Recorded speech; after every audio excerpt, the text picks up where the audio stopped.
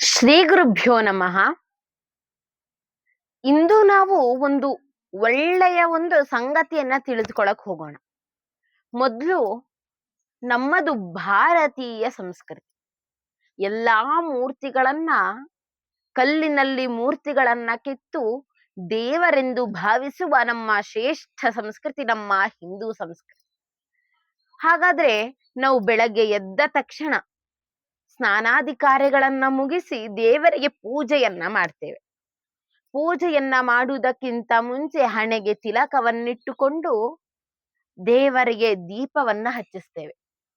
ಹಾಗೆ ಶುಭ ಸಮಾರಂಭಗಳಲ್ಲಿ ಆರತಿಯನ್ನ ಮಾಡ್ತೇವೆ, ಮಂಗಳಾರತಿಯನ್ನ ಮಾಡ್ತೇವೆ. ಆ ಸಮಯದಲ್ಲಿ ಕೇವಲ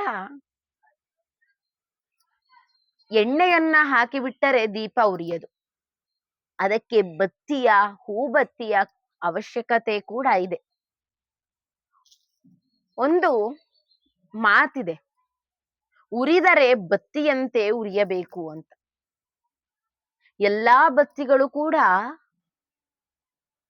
ಸರಿಯಾಗಿ ಉರಿಯೋದಿಲ್ಲ, ಕೆಲವಷ್ಟು ಬತ್ತಿಗಳು ಮಾತ್ರ ಸರಿಯಾಗಿ ಉರಿಯುತ್ತೆ. ಹಾಗೆ ಪೂಜೆ ಸಮಾರಂಭಗಳಲ್ಲಿ ಗೆಜ್ಜೆ ವಸ್ತ್ರಗಳನ್ನ ಹಾಕುವುದು ಕೂಡ ಉಂಟು. ಹತ್ತಿಯಿಂದ ಮಾಡಿದಂತಹ ಗೆಜ್ಜೆ ವಸ್ತ್ರಗಳನ್ನ ದೇವರಿಗೆ ಸಮರ್ಪಿಸುವುದೂ ಉಂಟು. ಹಾಗೆ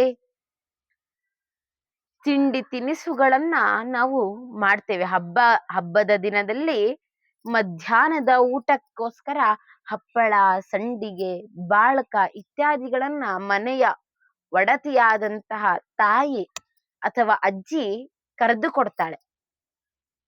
ಅದಕ್ಕೆ ಸುಮ್ನೆ ಹಂಗೆ ಕರೆಯದ ಇಲ್ಲ, ಅದಕ್ಕೆ ಮೊದಲು ಒತ್ತಬೇಕು, ಒತ್ತಾದ್ಮೇಲೆ ಅದನ್ನ ನಾವು ಬಿಸಿಲಲ್ಲಿ ಒಣಗಿಸ್ಬೇಕು. ಈ ರೀತಿಯಾದಂತಹ ಹಲವಾರು ವಿಧಾನಗಳಿರುತ್ತೆ.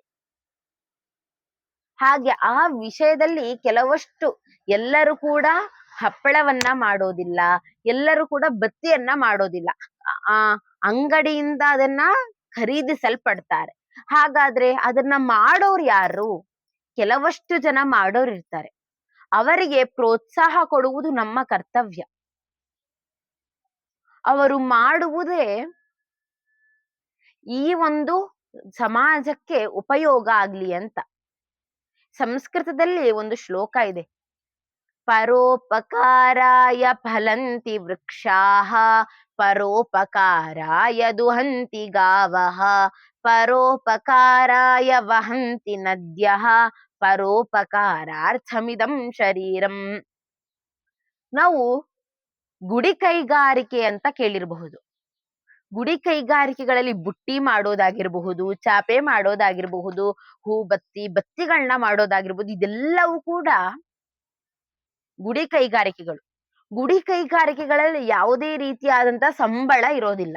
ಹಾಗೆ ಇಷ್ಟೇ ನಿರ್ದಿಷ್ಟವಾದಂತ ಸಮಯ ಇರೋದಿಲ್ಲ. ಅವರಿಗೆ ಸಮಯ ಸಿಕ್ಕಾಗಲೆಲ್ಲ ಮಾಡ್ತಾ ಇರ್ತಾರೆ. ಬೆಳಗ್ಗೆ 9 ಗಂಟೆಗೆ ಆರಂಭ ಮಾಡಿ ಸಂಜೆ 4 ಗಂಟೆಗೆ ಮುಗಿಸ್ತೇನೆ ಅಂತ ಹೇಳುವಂತಹ ಕೆಲಸ ಅಲ್ಲ.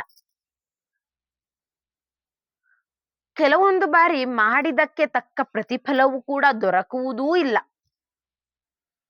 ಅಂತಹ ಈ ಸಂದರ್ಭದಲ್ಲಿ ಹಲವಾರು ಮಂದಿ ಹೂಬತ್ತಿಯನ್ನು ಮಾಡ್ತಾರೆ, ಹಾಗೆ ಬುಟ್ಟಿಯನ್ನ ಹಿಡಿತಾರೆ. ಅಂತಹವರಿಗೆ ಮೊದಲ ಆದ್ಯತೆಯನ್ನ ಕೊಡಬೇಕು. ನಾವು ಅಂಗಡಿಯಲ್ಲಿ ಹೋಗಿ ಖರೀದಿಸುವುದಕ್ಕಿಂತ ಮನೆಯಲ್ಲಿಯೇ ಸ್ವಂತ ಮಾಡ್ತಾರಲ್ಲ, ಅದನ್ನ ನಾವು ಯಾರಿಂದ ನೋಡಿರ್ತೀವಲ್ಲ ಅವರಿಂದ ಖರೀದಿಸಿದರೆ ಅವರಿಗೆ ಇನ್ನೂ ಮಾಡ್ಬೇಕು ಎಂಬ ಹುಮ್ಮಸ್ಸು ಬರುತ್ತೆ. ಅವರಿಗೆ ಪ್ರೋತ್ಸಾಹ ಸಿಕ್ಕಂಗೂ ಆಗತ್ತೆ. ಯಾಕಂತ ಹೇಳಿದ್ರೆ ಅವರ ಜೀವನ ನಡೆಯುವುದು ಅದರ ಮೂಲಕವೇ. ಅವರಿಗೆ ಬೇರೆ ಯಾವುದೇ ರೀತಿಯಾದಂತ, ಕೆಲವರಿಗೆ ಬೇರೆ ಕೆಲಸ ಇರ್ಬೋದು, ಇನ್ನು ಕೆಲವರಿಗೆ ಅದೇ ಅವರು ನಂಬಿಕೊಂಡು ಅವರು ಅದನ್ನ ಮಾಡ್ತಾ ಇರ್ತಾರೆ. ಅವರ ಜೀವನ ಕ್ರಮ ನಡೆಯುವುದೇ ಆದ್ರಿಂದ ಅಂತಹವರಿಗೆ ಪ್ರೋತ್ಸಾಹ ಕೊಡ್ಬೇಕು. ಅಂತಹವರಲ್ಲೇ ಹೂಬತ್ತಿ, ಹಪ್ಪಳ, ಸಂಡಿಗೆ, ಬುಟ್ಟಿ ಹೀಗೆ ಹಲವಾರು ಚಟುವಟಿಕೆಗಳಲ್ಲಿ ತೊಡಗಿಕೊಂಡಿರುವಂತಹ ಒಬ್ಬರ ಮಾಹಿತಿಯನ್ನ ಇವತ್ತು ತಿಳಿದುಕೊಳ್ಳೋಣ. ಅವರು ಹೇಗೆ ಹೂಬತ್ತಿಯನ್ನ ಮಾಡ್ತಾರೆ ಅಂತ ತಿಳಿದುಕೊಳ್ಳೋಣ. ಬನ್ನಿ ಸ್ನೇಹಿತರೆ.